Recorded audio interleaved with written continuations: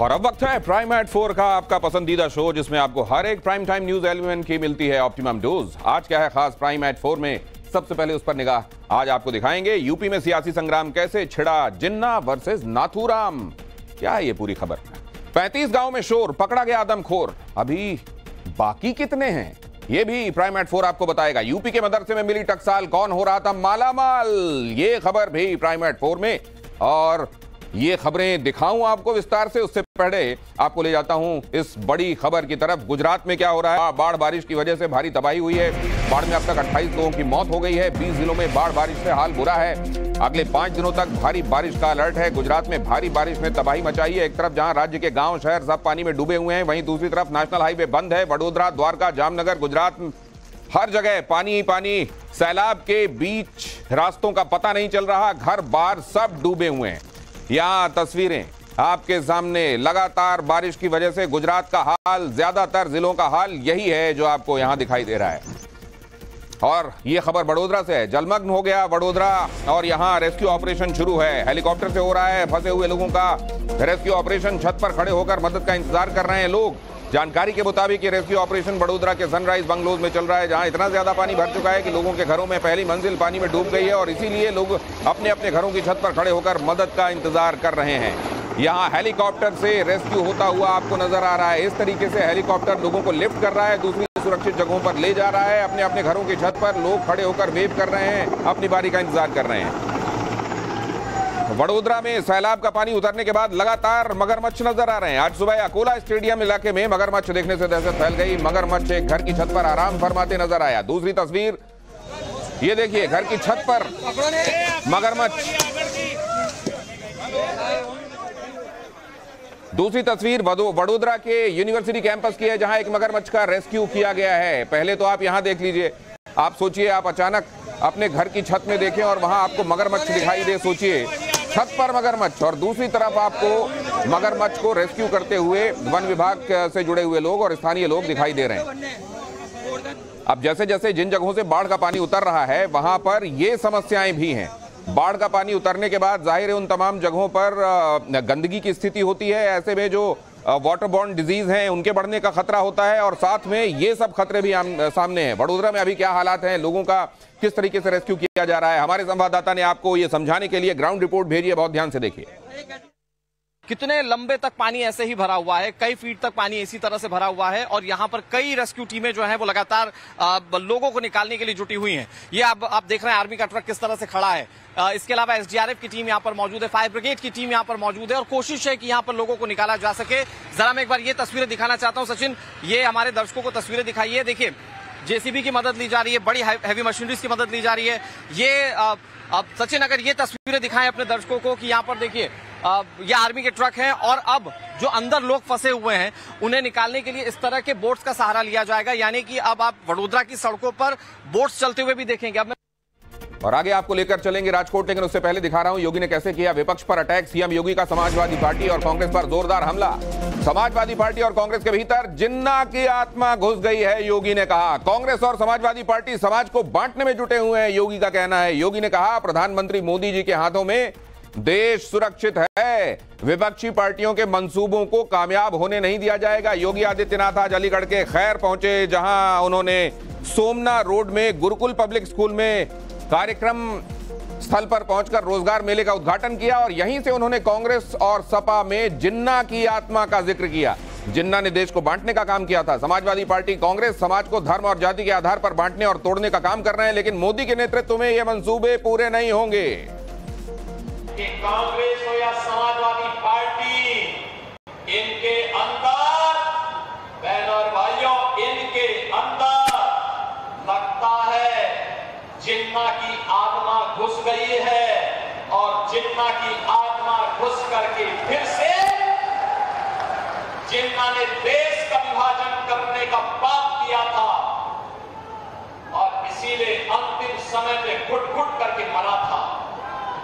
ये लोग वही बात आज ये लोग कर रहे हैं, समाज को बांट रहे हैं, जाति दुश्मन कर रहे हैं। योगी के बयान पर कांग्रेस ने पलटवार किया है। कांग्रेस सांसद प्रमोद तिवारी ने क्या कहा है, सुनिए। बीजेपी के अंदर नाथूराम गोडसे की आत्मा समा गई है।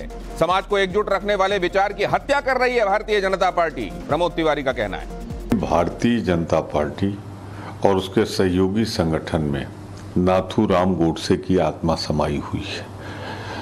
जैसे उस सोच ने गांधी को मारा था, राष्ट्रपिता को मारा था, उनकी हत्या की थी, आज ये समाज के तमाम राष्ट्रभक्तों का, तमाम देश को एक और अखंड रखने वाली ताकतों को निर्ममता पूर्वक अपने विचारों से हत्या कर रहे हैं, हिंसा करा रहे हैं। तो भारतीय जनता पार्टी में पूरी तरह नाथूराम गोडसे की आत्मा समाई हुई है।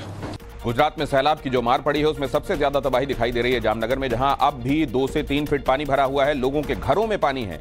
जामनगर से हितेन बिठलानी ने आपके लिए एक्सक्लूसिव रिपोर्ट भेजी है, बहुत ध्यान से देखिए, जिसे देखकर आपको अंदाजा होगा गुजरात में कैसे जल प्रलय जैसी स्थिति है।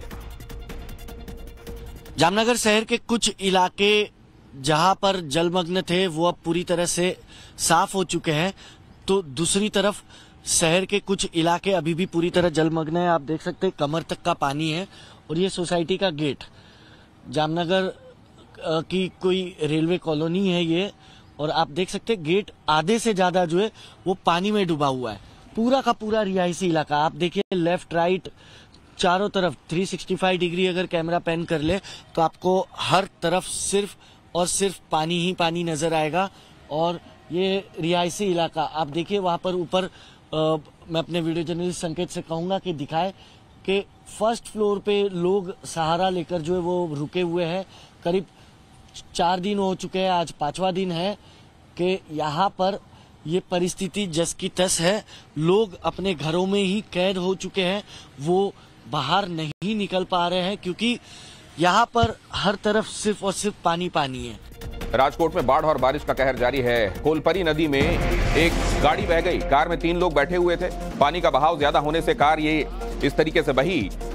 वसावट की तरफ जाने वाला ये पुल असल में डूब गया है। राजकोट में गोंडल में मोटी खिलौरी गांव में कोलपरी नदी में एक गाड़ी बह गई। वसावट की तरफ जाने वाले पुल पर पानी का बहाव ज्यादा होने की वजह से ये गाड़ी बही और जैसा मैंने आपको बताया गाड़ी में 3 लोग सवार थे। गुजरात के 20 जिलों का हाल बेहाल है। प्राइम एट 4 में मैंने आपको बताया था, मेट डिपार्टमेंट ने आज से 4 दिन पहले ये कहा था कि स्थितियां आने वाले दिनों में और विकराल होने वाली हैं, बारिश और ज्यादा होगी, इसीलिए हाई अलर्ट पर रखा गया था। खास तौर से रेड अलर्ट था तमाम जगहों पर। अगर 4 जिलों को छोड़ दिया जाए तो बाकी पूरे जिले रेड अलर्ट में थे और यहां आप हाल देख रहे हैं। अहमदाबाद हो, खेड़ा हो, वलसाड़, जामनगर, वडोदरा, सोमनाथ, भावनगर, राजकोट, साबरकांठा, कच्छ, द्वारका, भरूच, पोरबंदर, छोटा उदयपुर, जूनागढ़, सूरत, पाटन, सुरेंद्रनगर, मोरबी, अमरेली, सब जगह आप देखें बारिश से हाल बेहाल। और इसीलिए हम कह रहे हैं कि गुजरात में इस समय जल प्रलय वाली स्थिति है। गुजरात में कुदरत ने जमकर कहर बरपाया है और इस बीच मौसम विभाग ने अब क्या कहा है वो भी आपको बता देता हूं। बारिश का रेड अलर्ट कहां है, येलो अलर्ट कहां के लिए साउंड हुआ है, बहुत ध्यान से देखिए। गुजरात के 11 जिलों में रेड अलर्ट अब भी है, जिसमें कच्छ है, द्वारका, जामनगर, मोरबी, सुरेंद्रनगर, जूनागढ़, राजकोट, बोटाद, गिर सोमनाथ, अमरेली और भावनगर हैं। जहां रेड अलर्ट है वहां बहुत ज्यादा और बहुत भारी बारिश का अलर्ट है और इसीलिए लोगों से सतर्क रहने के लिए कहा गया है। तो वहीं जो उत्तरी गुजरात है, साउथ दक्षिणी गुजरात और सेंट्रल गुजरात, यहां भारी बारिश की संभावना जताई गई है।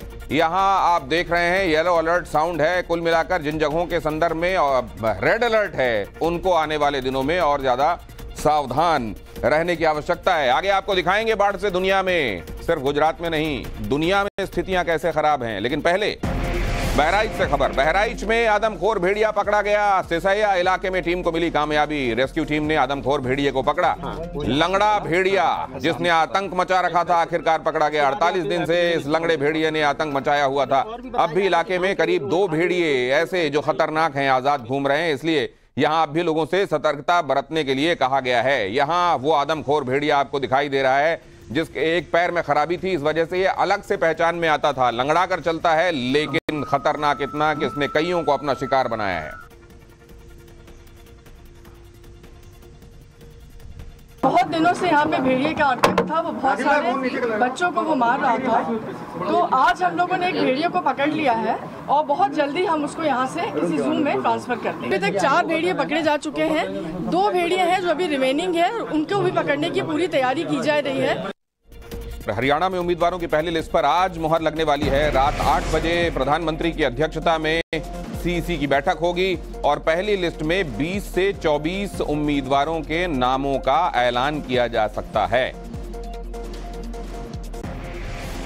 हरियाणा और जम्मू कश्मीर चुनाव पर बोले केंद्रीय मंत्री अर्जुन राम मेघवाल, जम्मू कश्मीर और हरियाणा में बेहतर प्रदर्शन करेंगे। कांग्रेस से 370 पर अपना स्टैंड साफ करने की मांग भी की। मजबूती से वहां चुनाव लड़ेंगे और बेहतर प्रदर्शन करेंगे जम्मू कश्मीर में भी और हरियाणा में भी, कि वो धारा 370 के बारे में अपना स्टैंड स्पष्ट करें। और कल भारतीय जनता पार्टी में शामिल होंगे चंपाई सोरेन। भारतीय जनता पार्टी में शामिल होने से पहले आज बोले चंपाई सोरेन, हम बहुत सोच समझकर भारतीय जनता पार्टी में शामिल हो रहे हैं। हम आदिवासियों के अस्तित्व को बचाने की लड़ाई लड़ेंगे। कल चंपाई सोरेन ने झारखंड मुक्ति मोर्चा की प्राथमिक सदस्यता और सभी पदों से इस्तीफा दे दिया था।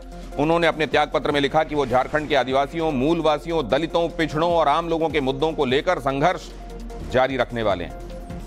आना बड़ा सोच समझ के हमने उस पार्टी में ज्वाइन करने जाना है और वहाँ से हम आदिवासी के अस्तित्व को बचाएंगे। आना बड़ा सोच समझ के हमने उस पार्टी में ज्वाइन करने जाना है और वहाँ से हम आदिवासी के अस्तित्व को बचाएंगे। और राजकोट के किला झड़प केस में एक्शन में है पुलिस। मालवंड पुलिस ने केस दर्ज कर लिया है। दोनों पक्षों के 42 लोगों के खिलाफ मुकदमे लिखे गए हैं। कई अज्ञात लोगों के खिलाफ भी मामला दर्ज किया गया है। कल शिवसेना नेता आदित्य ठाकरे और रत्नागिरी सिंधुदुर्ग के सांसद नीतीश राणे के लगभग एक साथ पहुंचने के बाद यह झड़प शुरू हुई थी। इसमें एक पुलिस कांस्टेबल जख्मी हो गया था। महाराष्ट्र में शिवाजी की मूर्ति पर भी ये महाभारत हुआ था और ये महाभारत अब भी जारी। मूर्ति गिरने पर एनसीपी नेताओं का विरोध प्रदर्शन चल रहा है। राज्य सरकार पर भ्रष्टाचार का आरोप लगाया गया है। भ्रष्टाचार हुआ है, उसमें पैसा खाया है ये लोगों ने। ये बहुत ही गंभीर बात है। मूर्ति इसलिए टूटी है कि उसमें जो व्यवहार हुआ है, मूर्ति में कितना खर्चा हुआ है ऑफिशियल आने दो। कोई बोलते हैं 2000 करोड़, कोई बोलते हैं 500 करोड़, कोई बोलते हैं 3000 करोड़। सामने आइए। चुनाव को मद्देनजर रखकर हमें छत्रपति शिवाजी महाराज के सही हम ही लोग हैं ये दिखाने की कोशिश और वोट का राजनीति करने का काम बीजेपी ने किया था। 8 महीने के अंदर वो भव्य प्रतिमा वहाँ पे गिरने का कारण ही जो है इनकी कमीशन खोरी। जो व्यक्ति से, जो आपटे नाम के व्यक्ति से जिसको अनुभव नहीं, ऐसे व्यक्ति के हाथ से जो मूर्ति बनाई गई वो संघ से संबंधित आदमी है। बंगाल रेप और मर्डर केस में बीजेपी का विपक्ष पर हमला। लालू, तेजस्वी और राहुल पर बरसे केंद्रीय मंत्री गिरिराज सिंह। बंगाल में विपक्ष को बलात्कार नहीं दिखता, गिरिराज ने कहा। बलात्कारियों के साथ खड़े लालू, तेजस्वी, राहुल, ये वार भी किया गया गिरिराज की तरफ से। लालू यादव हों, तेजस्वी यादव हों, राहुल गांधी हों, इनके लिए बेटियों का बलात्कार बंगाल में नहीं दिखता और ममता बनर्जी के साथ दिखते, यानी बलात्कारियों के साथ ये टुकड़े टुकड़े गैंग दिखते। और बंगाल में ममता बनर्जी हार चुकी हैं, अपनी लोकप्रियता खो चुकी हैं। कोलकाता केस में राष्ट्रपति के बयान पर कांग्रेस ने सवाल उठाए हैं। कांग्रेस ने कहा कि यूपी की वारदातों का जिक्र भी करना चाहिए। राष्ट्रपति के बयान को राज्य विशेष से जोड़कर बताया। कल राष्ट्रपति द्रौपदी मुर्मू ने कहा कि वो इस घटना से निराश और भयभीत हैं। राष्ट्रपति ने मामले पर सख्त टिप्पणी करते हुए कहा कि बस अब बहुत हो गया, वो महिलाओं के खिलाफ अपराधों पर व्यथित हैं। राष्ट्रपति महोदया ने जो ये मुद्दा उठाया उसका हम स्वागत करते हैं, लेकिन राष्ट्रपति महोदया को उत्तर प्रदेश के फर्रुखाबाद का भी जिक्र करना चाहिए, महाराष्ट्र के बदलापुर, कोल्हापुर, रत्नागिरी, पुणे, इन सब हादसों का, राजस्थान के जोधपुर, तमाम वारदातों का जिक्र करना चाहिए, ताकि ऐसा ना लगे कि राष्ट्रपति महोदया सिर्फ एक राज्य विशेष को पॉइंट। कांड में बड़ा खुलासा हुआ है। आरकेडी अस्पताल से कॉल का ऑडियो सामने आया है। मर्डर के बाद मां बाप को कॉल कर सुसाइड बताया गया। मर्डर के बाद पीड़िता के मां बाप से झूठ बोला गया। लड़की के पिता को असिस्टेंट सुपरिटेंडेंट ने कॉल किया था और ये जो सहायक अधीक्षक हैं, सहायक चिकित्सा अधीक्षक, उन्होंने कहा कि आपकी बेटी की तबीयत खराब है। उन्होंने ये भी कहा था कि हम इमरजेंसी में ले जा रहे हैं। मर्डर के बाद भी पीड़िता के घर वालों को ये बताया गया कि लड़की अभी जिंदा है।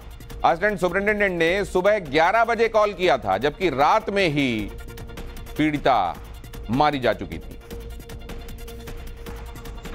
বলুন। হ্যালো হ্যালো, হ্যাঁ বলুন। বলছি। হ্যাঁ বলুন বলুন। কি হয়েছে কি সেটা বলো না একটু।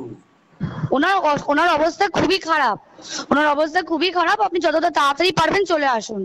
কি হয়েছে না সেটা বলো না। ওটা তো ডাক্তার বলবে, আপনি একটু তাড়াতাড়ি চলে আসুন। আপনি কে বলছেন বলুন তো? আমি অ্যাসিস্ট্যান্ট সুপার বলছি, আমি ডাক্তার বলছি না। ডাক্তার নেই হবে কেউ? আমি সুপারিনটেন্ডেন্ট কথা বলছি। হ্যালো। হ্যাঁ ঠিক আছে। হ্যাঁ আমি অ্যাসিস্ট্যান্ট সুপারিনটেন্ডেন্ট কথা বলছি। আপনার মেয়েকে আমরা এমার্জেন্সিতে নিয়ে এসেছি, আপনারা আসুন, এসে যোগাযোগ করুন। ও কি হয়েছিল কি? ও তো ডিউটিতে ছিল। আপনারা জলদি চলে আসুন, যতটা তাড়াতাড়ি পারবেন।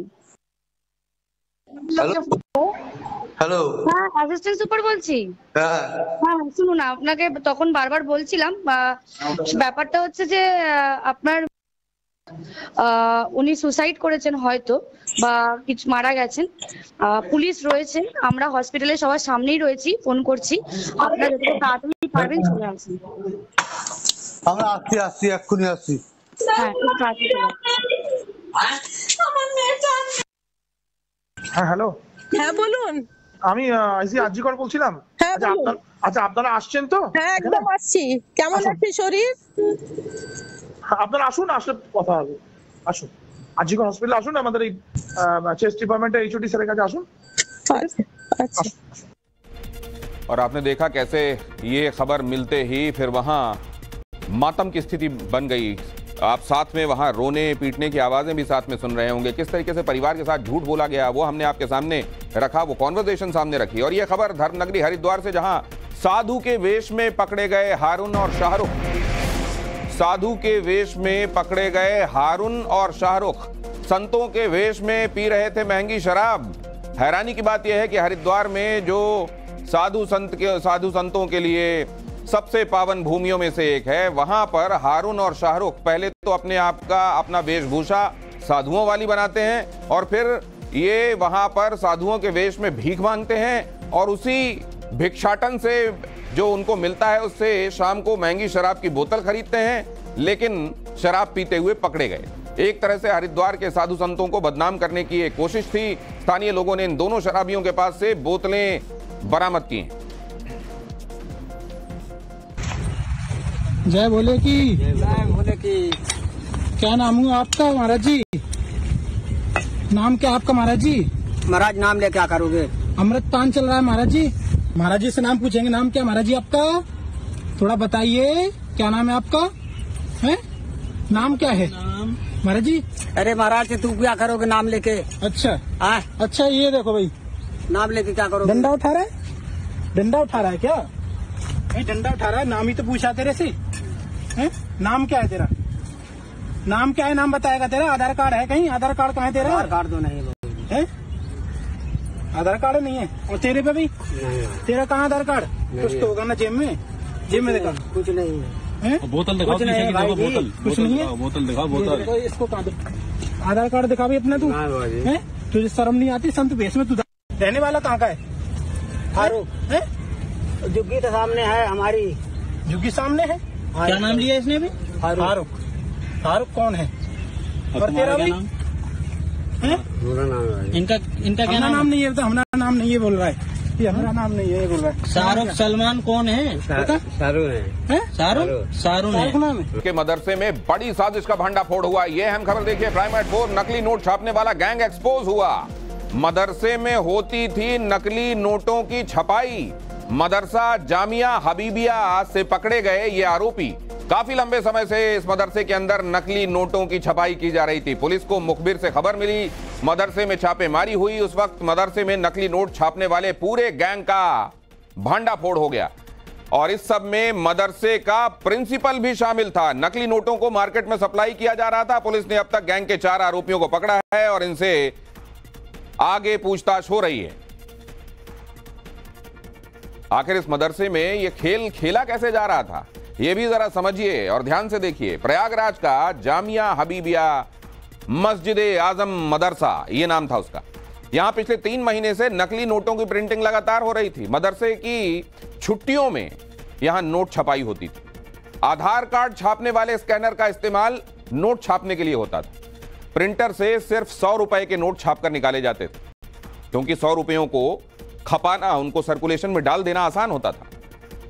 3 नकली नोट चलाने पर 1 असली नोट इनको दिया जाता था। उन लोगों को जिनको बाजार में इस नोट को खपाने की जिम्मेदारी मिली थी, उनको 3 नोट खपाने पर 1 असली नोट दिया जाता था। एक मदरसा जामिया हबीबिया है आतरसुइया में, और इसी में ये पूरा रैकेट चल रहा था। जो मोहम्मद तफसीरुल हैं, ये इसी मदरसे के मौलवी प्रिंसिपल थे, और जाहिर खान जो इसका मेन मास्टरमाइंड है, दोनों ये उड़ीसा के रहने वाले हैं। इस मदरसे में अलग से इस प्रिंसिपल ने इनको रूम दे रखा था। वहीं पे सारा प्रिंटिंग का काम, फिनिशिंग का काम, कटिंग का काम वहीं पे होता था, और वहीं पे ये नोट तैयार करके फिर मार्केट में बेचने के लिए लेके जाते थे। इनके द्वारा मार्केट में जो इंडियन करेंसी, ओरिजिनल करेंसी है, उसमें जो अभी हमें पकड़ा, तो ये एक डील कर रहे थे कि 15,000 में ये 45,000 के fake Indian currency notes provide कर रहे थे। तो मुखबिर की सूचना पे ये पुलिस ने डेवलप किया, और उसी के बेसिस पे इस पूरी गैंग को पुलिस के द्वारा गिरफ्तार किया। मदरसे के क्लर्क ने चौंकाने वाला खुलासा किया है। मदरसे के क्लर्क का मोहम्मद अतीक जिसका नाम है, उसका खुलासा, जहां नोट छापे जाते थे वहां किसी के भी जाने की मनाही थी, वहां किसी को जाने नहीं दिया जाता था। इस जगह पर जहां नोट छापने से संबंधित सारे इन्होंने तामझाम बना रखे थे, वहां बस चुनिंदा लोग जाते थे, और वो चुनिंदा लोग ही छपाई का काम करते थे, कटिंग का काम करते थे, और उसके बाद जब वो आश्वस्त हो जाते थे कि असली जैसे दिखने वाले नोट उन्होंने तैयार कर लिए हैं, तो सर्कुलेशन से जुड़े हुए लोगों को ये दिया जाता था और कहा जाता था कि 3 नोट अगर बाजार में खपाकर आ जाओगे तो बदले में 100 का 1 असली नोट तुमको मिलेगा। ऊपर कोई नहीं जाता, न कोई लड़के जाते हैं, न कोई टीचर, न कोई एम्प्लॉय, कोई नहीं जाते हैं। वो जो प्रिंसिपल हैं वो भी नीचे नहीं आते करीब 6-7 महीने से। और असम में नए निकाह बिल पर AIUDF उसने सवाल उठा दिए हैं। एक समुदाय को टारगेट करना मकसद है, AIUDF का आरोप है। नागपुर को खुश करना हिमंता का एजेंडा है, AIUDF का कहना है। असम सरकार ने 22 अगस्त को विधानसभा में मुस्लिम marriage and divorce registration bill 2024 पेश किया था, जिसके तहत मुस्लिम समाज के लोगों को शादी और तलाक का रजिस्ट्रेशन कराना आवश्यक बना दिया गया। शादी और तलाक रजिस्ट्रार ऑफिस में रजिस्टर होंगे, क्योंकि पहले यह काम केवल काजी के पास रजिस्टर कराने का कराया जाता था। ये सिर्फ एक कम्युनिटी को टारगेट करना हमारे मुख्यमंत्री का मकसद है। वो सिर्फ मुसलमान को टारगेट करके आरएसएस को, नागपुर वालों को खुश करना इनका एजेंडा है। उस एजेंडा के खिलाफ हम लड़ते रहेंगे। इंडिया में बसने वाले हर कास्ट कम्युनिटी, हर रिलीजन के लोगों को इंडिया के कॉन्स्टिट्यूशन ने पर्सनल लॉज के अंडर में जो इख्तियार दिया है, जो अधिकार और राइट्स दिया है, उसको हमारे मुख्यमंत्री खर्ब नहीं कर सकते, उसको मुख्यमंत्री उस पर अटैक नहीं कर सकते। लेकिन आसाम के मुख्यमंत्री आप लोग देख रहे हैं कि एक कम्युनिटी को टारगेट करके, मुसलमान को टारगेट करके हमेशा इस तरह की अनर्गल बातें करते जा रहे हैं, और जो नए नए बिल ला रहे हैं।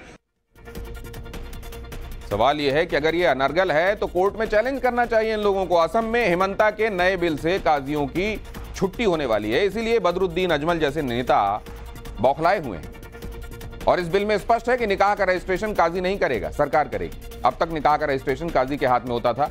इसके साथ साथ बाल विवाह का पंजीकरण भी अवैध हो गया है, और नाबालिगों की शादी को रजिस्टर नहीं किया जाएगा, यह भी स्पष्ट कर दिया गया है। बिल में 2 विशेष प्रावधान है। पहला तो यह कि मुस्लिम शादी का रजिस्ट्रेशन काजी नहीं सरकार करेगी, और दूसरा यह कि बाल विवाह के पंजीकरण को अवैध माना जाएगा, और इसी वजह से AIUDF को परेशानी हो रही है। और अगली खबर यह है कि रेप की धमकी पर कंगना रनौत ने चुप्पी तोड़ी। मुझे बलात्कार की धमकियां मिल रही हैं, कंगना ने कहा। ये लोग मुझे डरा नहीं सकते, मेरी आवाज को दबा नहीं सकते, कंगना रनौत ने कहा है।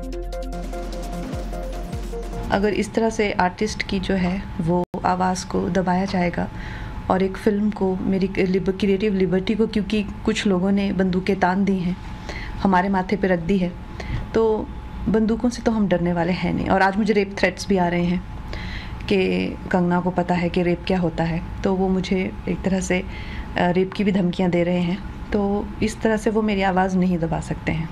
पूर्व सांसद सिमरनजीत सिंह मान का विवादित बयान सामने आया है। किसान आंदोलन पर कंगना के बयान पर मान ने क्या कहा कि कंगना रनौत को रेप का बहुत तजुर्बा है। सिमरनजीत सिंह ने कहा, कंगना से पूछ सकते हैं कि रेप कैसे होता है, सिमरनजीत मान का कहना है।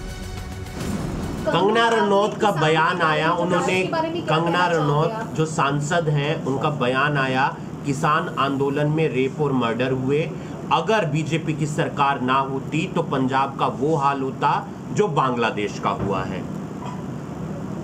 मैं कहना तो नहीं चाहता, रनौत साहब को रेप का तो बहुत तजर्बा है, उनसे आगे पूछ सकते हैं कि कैसे होता है रेप, तो लोगों को समझाया जाए कि रेप कैसे होता है। उनको कैसे तजुर्बा है? तजर्बा जैसे होता है, आप अगर साइकिल चलाते हैं तो साइकिल चलाने का तजर्बा नहीं होता, तो उनको रेप का तजर्बा है।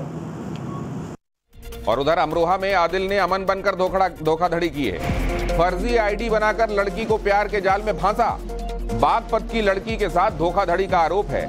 आरोपी पर जबरन धर्मांतरण का दबाव बनाने का भी आरोप है। बताया जा रहा है कि पूरी ये साजिश इंस्टाग्राम के जरिए आदिल ने रची। पहले लड़की से बातचीत की, उसके बाद उसे प्यार में फंसाया और धोखा दिया। क्या बोलते हैं, अगर तूने किसी को बताया तो तुझे ना पशुओं की तरह काट देंगे। बोला कि धर्म परिवर्तन कर, नहीं तो तुझे काट के फेंक देंगे। बाद में पता चला कि ये आदिल है, अमन नहीं है जी। इसने मुझे मतलब अपना नाम अमन बताया था। उसके बाद में मुझे मतलब शादी का झांसा लेके अपने घर पे लेके आया था। उसके बाद में मतलब मुझे पता चला 4 दिन के बाद में, तो ये मतलब कि इसने जो फेक आईडी बना के रखी थी, बाद में पता चला कि ये आदिल है, अमन नहीं है। हाँ, वहाँ पे मारपीट भी करते थे और ज़बरदस्ती से धर्म परिवर्तन भी करवाया था। इन्होंने बोला कि धर्म परिवर्तन कर, नहीं तो तुझे काट के फेंक देंगे। बोलते हैं उसका भाई भी ये बोल रहा था कि हम मेरा भाई इसके लिए लेके आया है कि हम भी तुझे इस्तेमाल करेंगे करके। सबसे पहले इस वक्त की बड़ी खबर आपको बता दूं, राहुल गांधी ने सीएम योगी को चिट्ठी लिखी है। उत्तर प्रदेश के मुख्यमंत्री योगी आदित्यनाथ को राहुल गांधी की चिट्ठी। रायबरेली में अर्जुन पासी के मर्डर को लेकर उन्होंने चिट्ठी लिखी है। हत्या के आरोपी विशाल की गिरफ्तारी की मांग की है। मुख्य आरोपी को राजनीतिक संरक्षण मिल रहा है। राहुल गांधी ने कहा, मुख्य आरोपी की अब तक गिरफ्तारी क्यों नहीं हुई है? आरोपी की गिरफ्तारी नहीं होने से दलित समाज में डर का भाव आ रहा है। पीड़ित दलित परिवार को न्याय नहीं मिल रहा है। राहुल ने कहा, आरोपी पर कार्रवाई की जानकारी मुझे भी दें, राहुल ने कहा।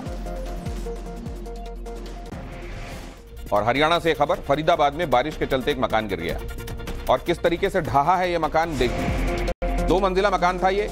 लगातार 2 दिनों से बारिश हो रही है और उसकी वजह से यह हादसा सामने आया। चांदपुर गांव में जिस वक्त यह हादसा हुआ, गनीमत है कि घर में कोई मौजूद नहीं था, लेकिन घर में रखा हुआ सामान पूरी तरह से तबाह हो गया।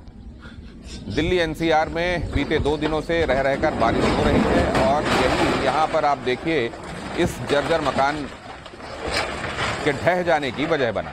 ये गनीमत की घर के भीतर कोई व्यक्ति मौजूद नहीं था, लेकिन अंदर रखा सामान पूरी तरह से ध्वस्त हो गया। यूपी के आगरा से खबर है, आगरा में भी एक जर्जर मकान धराशायी हो गया और जबकि ये बनाया जा रहा था उसी दौरान, मतलब अंडर कंस्ट्रक्शन था और मकान हालांकि गिरने की वजह से कोई यहां पर भी हताहत नहीं हुआ है। यही राहत की बात।